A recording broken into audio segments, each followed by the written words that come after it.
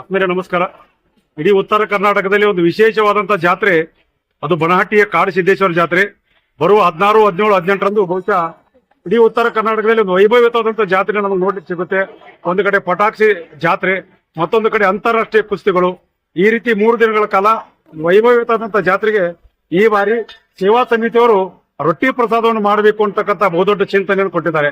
ಹಾಗಾಗಿ ನಾವು ತಾಯಂದ್ರಿಗೆ ವಿನಂತಿ ಮಾಡ್ಕೋತೀವಿ, ದಯವಿಟ್ಟು ತಾವು ಕೂಡ ಈ ಕಾಡು ಸಿದ್ದೇಶ್ವರ ಜಾತ್ರೆಗೆ ತಮ್ಮ ಮನೆಗಳಲ್ಲಿ ಮಾಡಿದಂತ ರೊಟ್ಟಿಗಳನ್ನ, ತಮ್ಮ ಅಕ್ಕಪಕ್ಕದ ಮನೆಯಲ್ಲಿ ಮಾಡಿದಂತ ರೊಟ್ಟಿಗಳನ್ನ ಒಟ್ಟಾರೆ ತಂದು ಈ ಜಾತ್ರೆಯಲ್ಲಿ ತಮ್ಮ ಮನೆಗಳ ರೊಟ್ಟಿಗಳನ್ನ ತಂದು ಬರುವಂತ ಭಕ್ತಾದಿಗಳಿಗೆ ಆ ರೊಟ್ಟಿ ಪ್ರಸಾದದ ವ್ಯವಸ್ಥೆಯನ್ನು ಸೇವಾ ಕಮಿಟಿಯವರು ಮಾಡ್ತಾ ಇದ್ದು, ತಾವು ಕೂಡ ಹೆಚ್ಚಿನ ಸಂಖ್ಯೆಯಲ್ಲಿ ರೊಟ್ಟಿಗಳನ್ನ ಸಂಗ್ರಹಿಸಿ ಆ ರೊಟ್ಟಿಗಳನ್ನ ಕಾಡು ಸಿದ್ದೇಶ್ವರ ದೇವಸ್ಥಾನಕ್ಕೆ 14/9/2025 ತಂದು ತಲುಪಿಸಬೇಕಂತೇಳಿ ಆ ಕಾಡು ಸಿದ್ದೇಶ್ವರ ಅನ್ನದಾಸೋಹ ಸೇವಾ ಕಮಿಟಿ ಪರವಾಗಿ ತಮ್ಮೆಲ್ಲರಲ್ಲಿ ಅತ್ಯಂತ ಕಳಕಳಿಯಿಂದ ವಿನಂತಿಸಿಕೊಳ್ತಾ ಇದೀವಿ.